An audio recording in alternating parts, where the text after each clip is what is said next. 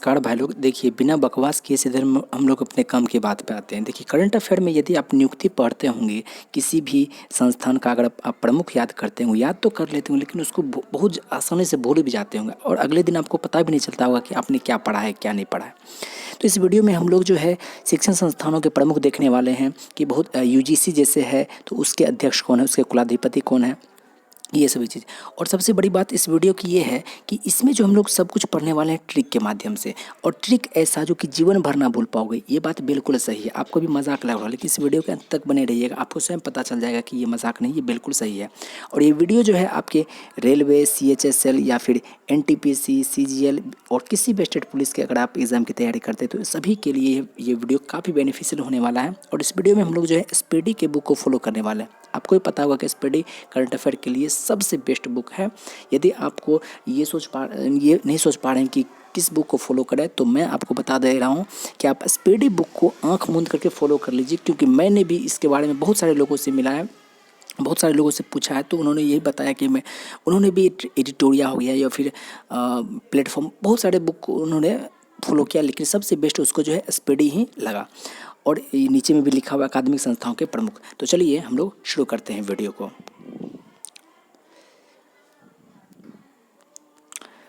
सबसे पहले ऊपर में देख रहे होंगे शिक्षण और अकादमिक संस्थाओं के प्रमुख के बारे में है। और सबसे पहला है यूजीसी। यूजीसी का आपको फुल फॉर्म भी याद होना चाहिए, यूनिवर्सिटी ग्रांट कमीशन।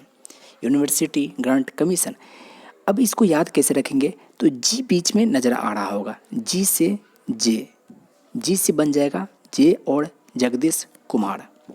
ये आपको जब भी एग्जाम में देखेगा ना जी से जे, तो आपको याद ऑटोमेटिक हो जाएगा, क्योंकि वहाँ जो है आपको ऐसा नहीं कि आपको पूरा जगदीश कुमार लिखना होता है, बल्कि वहाँ ऑप्शन में रहता है।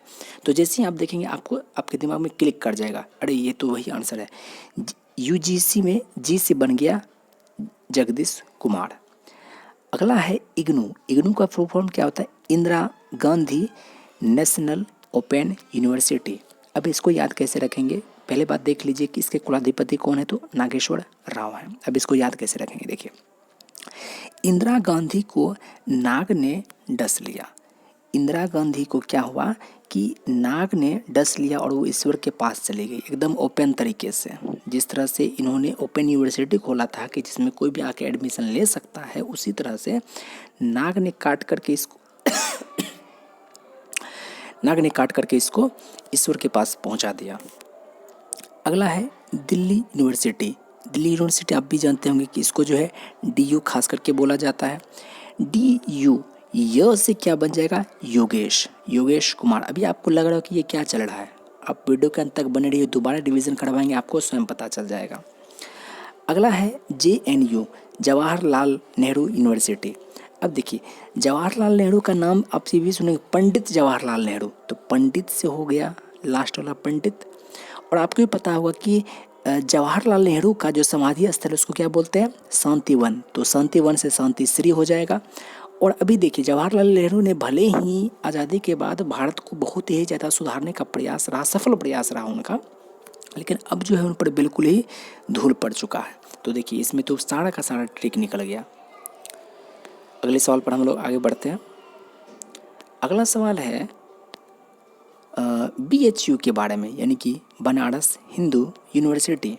इसकी स्थापना किन्होंने की थी, तो याद रखिएगा 1916 में की थी मदन मोहन मालवीय ने। लेकिन इससे पहले 1896 के लगभग में जो है कि एनी बेसेंट ने भी इसका दूसरे नाम से इसकी स्थापना की थी। उसी चीज़ को जो है 1916 में इसको बना दिया गया बनारस हिंदू विश्वविद्यालय। अब देखिए ये सिर्फ मैं ट्रिक आपको बता रहा हूँ।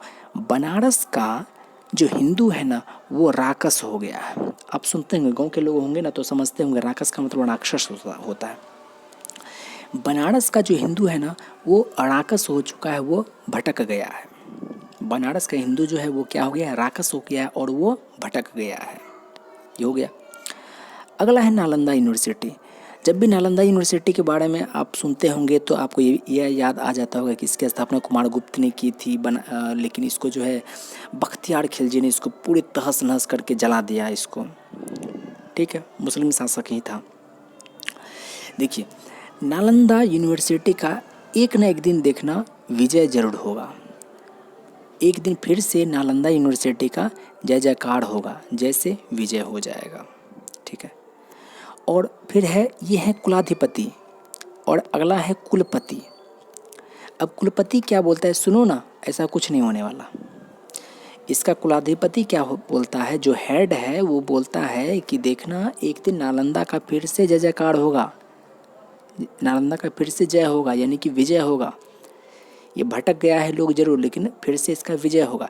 कुलाधिपति बोलता है, कुलपति क्या बोलता है, अरे सुनो ना, ऐसा कुछ नहीं होने वाला। सुनो ना से सुने ना सिंह याद हो जाएगा, और उसको उसका जय होगा जो कि भटक गया है, तो विजय भाटकर।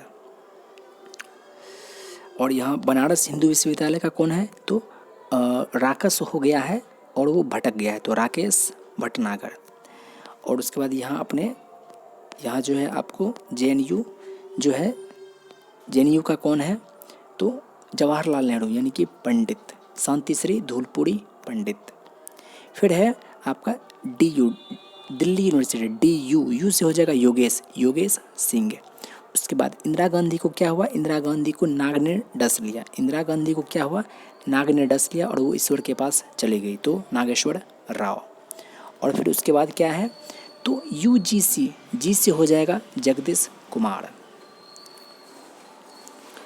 चलिए, हम लोग बहुत सारा चीज़ पढ़ चुके हैं, अब हम लोग आगे बढ़ते हैं। अगला है आपका जामिया मिलिया इस्लामिया। इसका कुलपति कौन है, अब याद कैसे रखना है।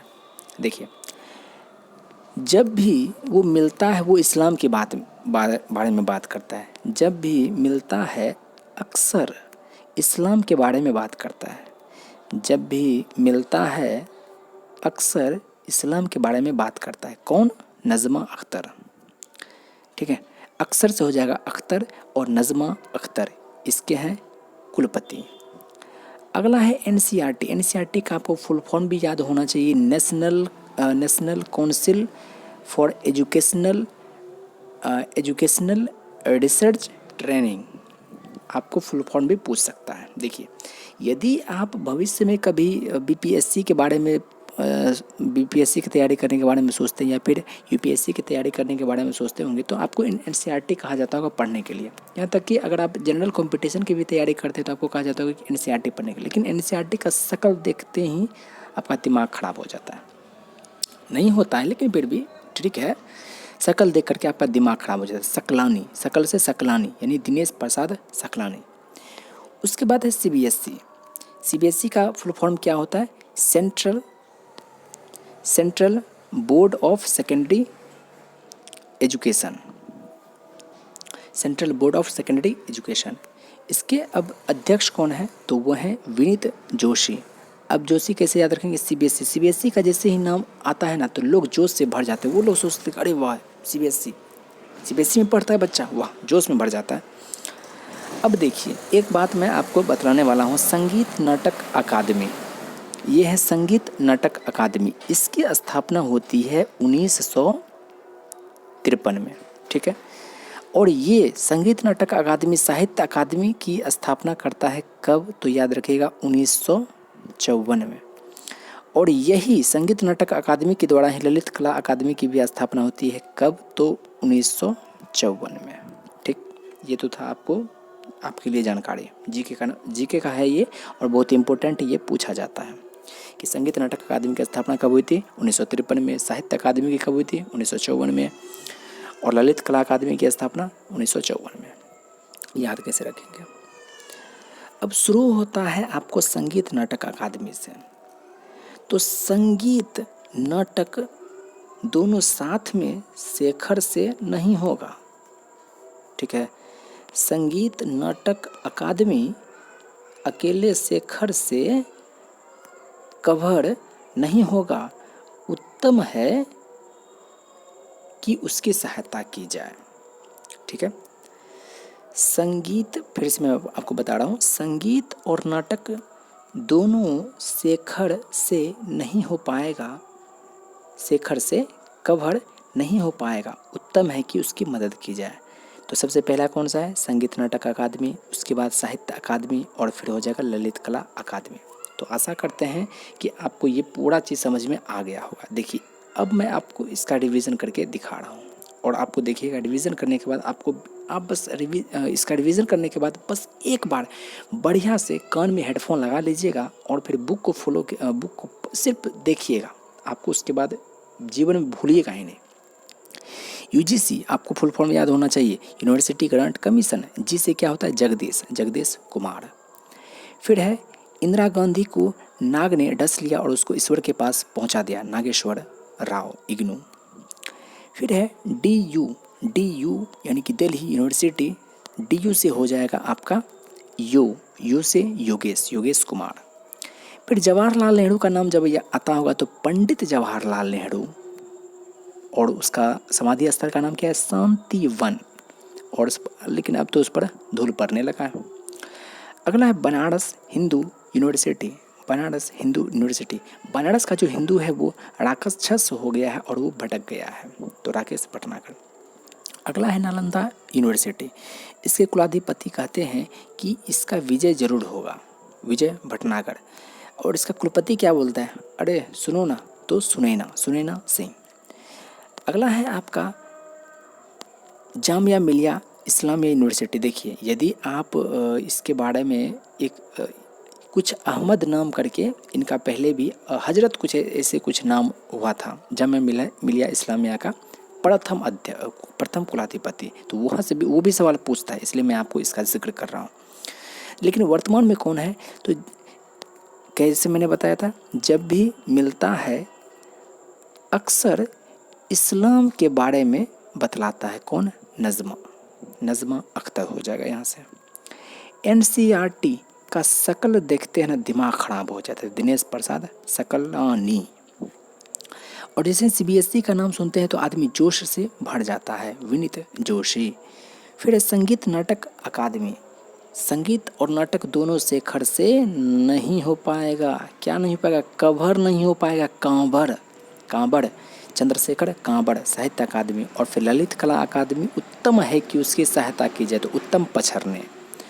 तो आशा करते हैं कि आप इस वीडियो के अंत तक बने हुए हैं, और इस वीडियो के अंत तक बने हुए तो बस मैं आपको एक बात बस यही कहूँगा कि बस एक बार आप बुक को हेडफोन लगा करके देख लीजिए, आपको देखिएगा ऐसा याद होगा कि आप दोबारा कभी नहीं भूलिएगा।